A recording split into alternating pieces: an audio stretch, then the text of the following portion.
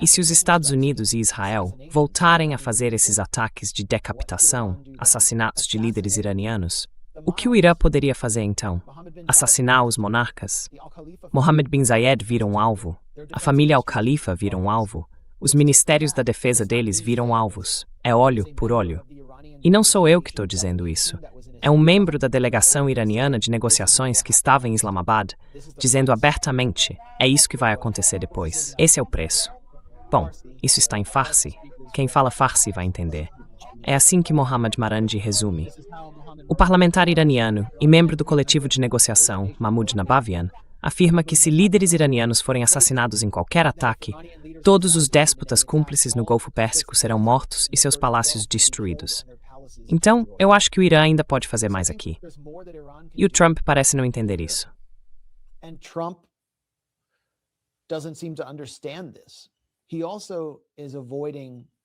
Ele também está evitando a responsabilidade democrática nos Estados Unidos.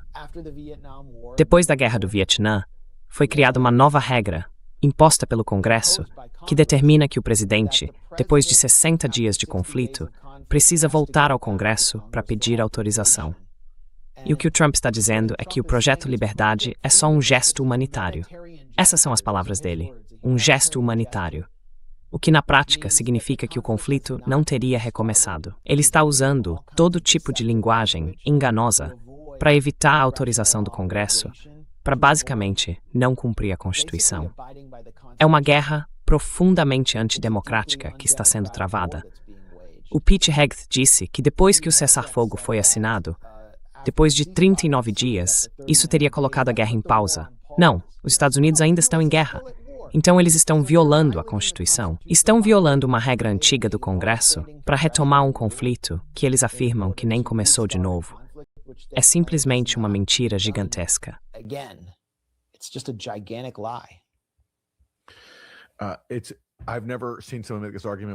Eu nunca tinha visto alguém fazer esse tipo de argumento, de que, como a guerra ficou em pausa e por isso começou há mais de 60 dias, o relógio zera e não é preciso pedir autorização do Congresso. É um argumento inédito. Quem inventou isso merecia um prêmio de redação criativa, não um prêmio jurídico. Mas é essa a linha que estão seguindo. Só que o Trump agora tem que lidar com o preço da gasolina no nível mais alto dos últimos 4 anos. Cada vez mais parlamentares republicanos estão ouvindo dos eleitores que isso não é bom. Eles estão preocupados com a própria reeleição. E o Trump precisa ouvi-los, por mais que tente fazer tudo girar em torno dele mesmo.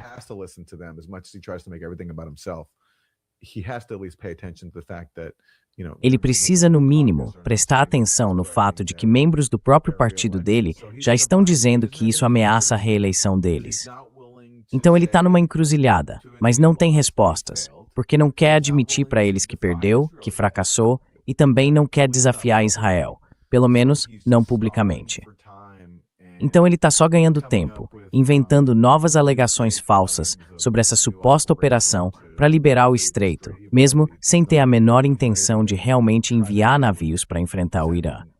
Ou seja, ele está encurralado e agora a gente está só esperando para ver até quando ele consegue enrolar. Esses comentários do Trump foram muito reveladores sobre as prioridades dele e sobre o quanto ele está perdido, politicamente perdido. Eu adoro o fundo aqui, Golden Years. Isso é um absurdo. Olha só isso. Espera um pouco.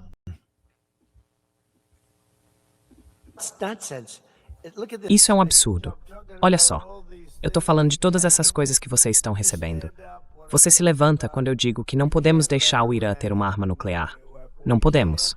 Mas eu fiz algo que foi, sei lá, tolo, corajoso, mas foi inteligente. Eu faria de novo. Só que eu achei que os números seriam bem piores. Eu achei que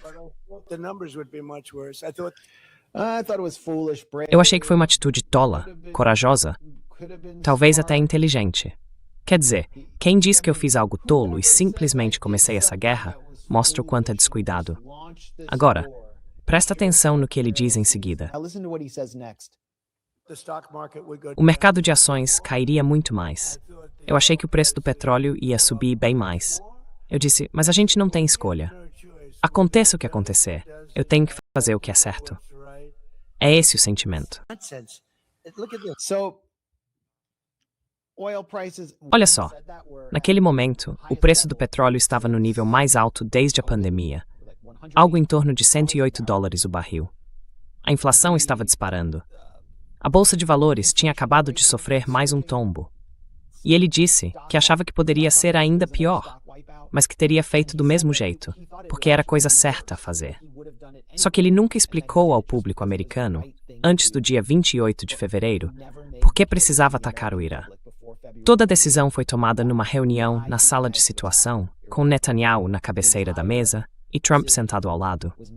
Netanyahu e o diretor do Mossad ditaram as ordens, e Trump simplesmente seguiu, organizando um ataque surpresa para eliminar a liderança iraniana.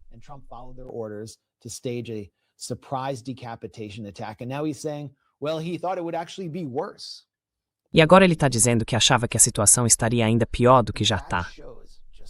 Isso mostra o quão fora da realidade ele está. E a própria base dele está sendo atingida em cheio. Acho que o ponto principal aqui são os custos dos fertilizantes, que estão disparando.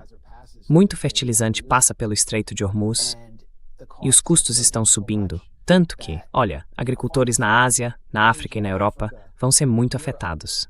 Alguns nem vão ter acesso a fertilizante. E nos Estados Unidos, isso está atingindo em cheio a base do Trump no interior do país, aquela base de produtores rurais que colocou ele de volta no cargo.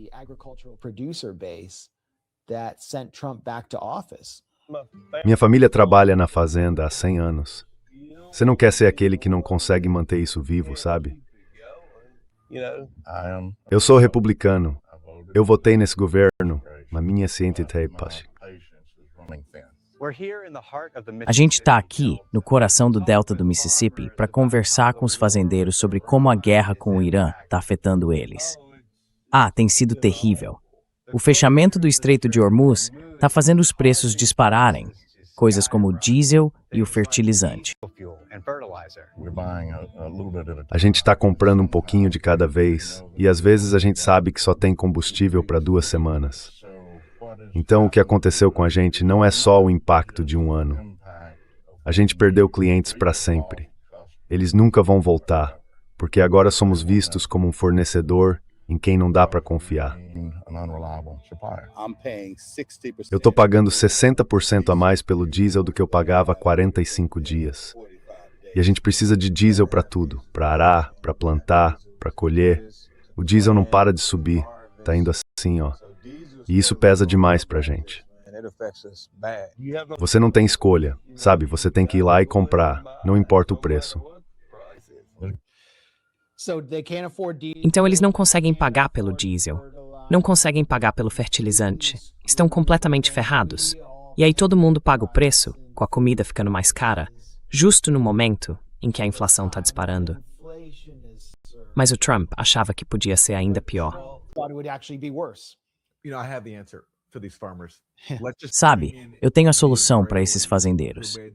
Vamos simplesmente trazer os israelenses que fizeram o deserto florescer, certo? Certo. Veja, Israel, antes de Israel chegar à Palestina, era tudo deserto. E aí os engenhosos israelenses, como diz o mito israelense, fizeram o deserto florescer.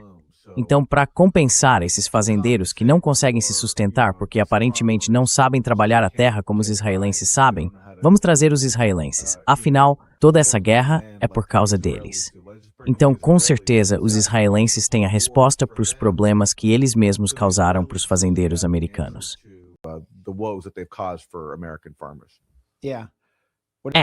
O que os israelenses fizeram? Sim, tomaram todos os laranjais de Jaffa, expulsaram os palestinos e fizeram tudo florescer. Deu super certo, né?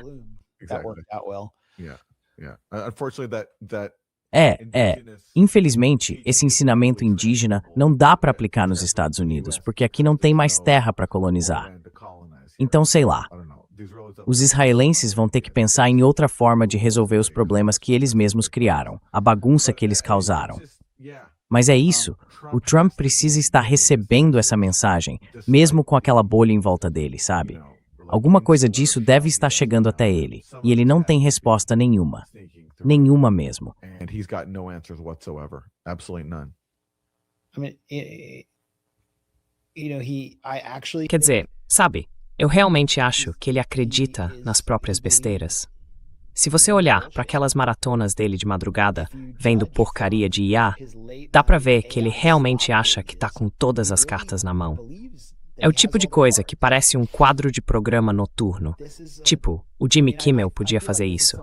A gente não precisa fazer isso no Grey Zone, mas chegou num ponto em que praticamente não tem mais nada pra dizer sobre o Trump. Ele virou uma piada de programa liberal de fim de noite. Uma piada do Blue Anon. Tipo, o pessoal do Blue MAGA meio que tá certo. Os boomers Turbolib também estão basicamente certos, tirando a parte em que acham que negociar com a Rússia é errado.